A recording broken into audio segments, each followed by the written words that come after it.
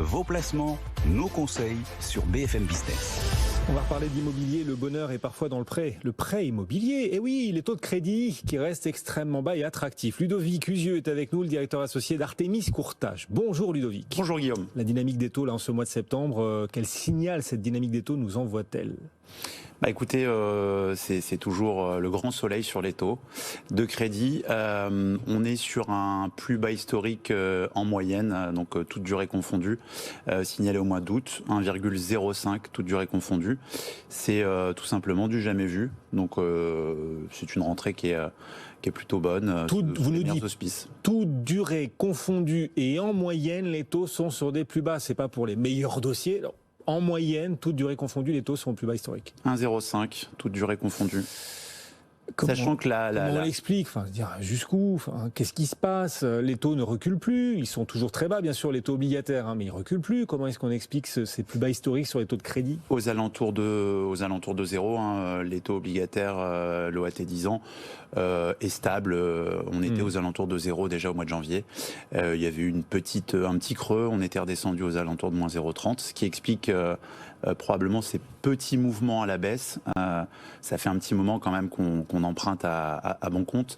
Ça devrait durer encore un petit moment, donc on est dans une phase qui est plutôt sympathique. Le nombre de transactions est au beau fixe également, et les conditions d'emprunt sont très bonnes. Les conditions d'emprunt sont très bonnes. Encore faut-il avoir l'accès à ce crédit, accès au crédit, et que les banques donc acceptent de financer le dossier qu'on leur propose. Le HCSF, le Haut Conseil pour la stabilité financière, a rendu contraignantes il y a quelques jours ces règles d'octroi de crédit pour les banques. En les rendant contraignantes, est-ce que beaucoup de banques vont devoir limiter les dossiers les candidats auxquels elles acceptent d'octroyer des crédits? Avant, c'était des recommandations. Maintenant, c'est une règle du jeu en bonne et due forme, écrite, qu'on peut rappeler brièvement. C'est une durée d'emprunt qui est limitée à 25 ans dans l'ancien, à 27 ans dans le neuf. Un taux de charge, c'est-à-dire les crédits sur les revenus, limité à 35%. Cependant, chaque banque dispose de 20% de flexibilité dans sa production pour déroger justement à ce taux de charge de 35%, notamment à destination des primo-accédants qui peuvent légèrement, dans certains cas, dépasser ce taux de charge. Ce sont des recommandations qui étaient déjà suivies pour la plupart des banques. Il y a eu quelques petits débordements, c'est pour ça que le taux de flexibilité a été revu légèrement à la hausse. On s'aperçoit que maintenant, pour le coup, quasiment toutes les banques jouent le jeu, ce qui a eu pour effet d'allonger la durée moyenne des emprunts. C'est-à-dire qu'on emprunte aujourd'hui en moyenne, au mois d'août toujours, sur 236 mois, quasiment 20 ans. C'est 7 mois de plus qu'en décembre dernier. Donc on est sur un rallongement de 7 mois de la durée moyenne du crédit par rapport au début de l'année. C'est la conséquence directe, de ces recommandations règles normatives, et puis d'un prix d'immobilier qui est toujours élevé. Toujours élevé, et de plus en plus dans les villes moyennes, où on voit les prix désormais accélérer à la hausse, un peu moins dans le cœur des grandes villes. Est-ce que les candidats au crédit immobilier qui risquent de souffrir quand même de ce changement de règles de la part du HCSF, ou de l'obligation par le HCSF, contrainte par le HCSF appliquée aux banques, est-ce que les candidats qui risquent de le plus en souffrir, ce sont les candidats à l'investissement locatif, par exemple ?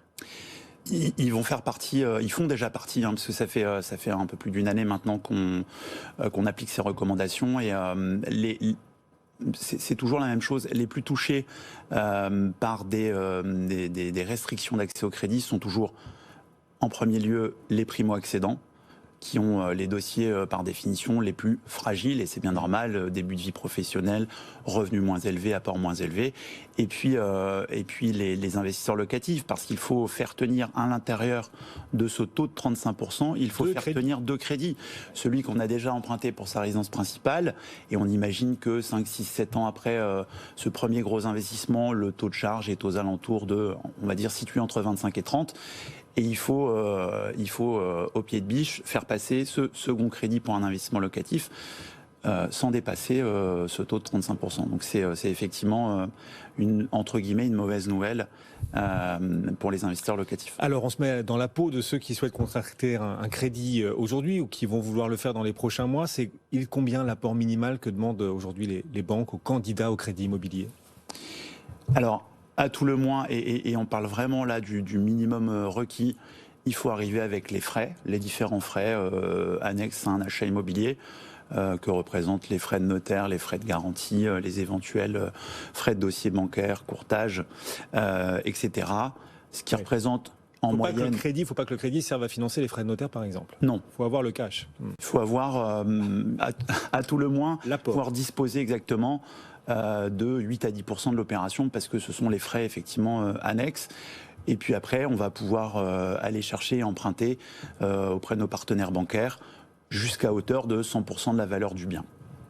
D'accord. Si vous disposez d'un peu plus d'apport, vous disposerez également de meilleures conditions, en tout cas d'un pouvoir de négociation qui sera supérieur à quelqu'un qui ne disposerait que des frais annexes. Si vous avez un apport supplémentaire de 10%, vous allez avoir quand même plus de chances de grappiller ces fameux centièmes ou dixièmes de points qui vous rendront le coût total du crédit plus faible. Ludovic Usieux avec nous aujourd'hui pour Artémis Courtage, dont il est directeur associé. Merci.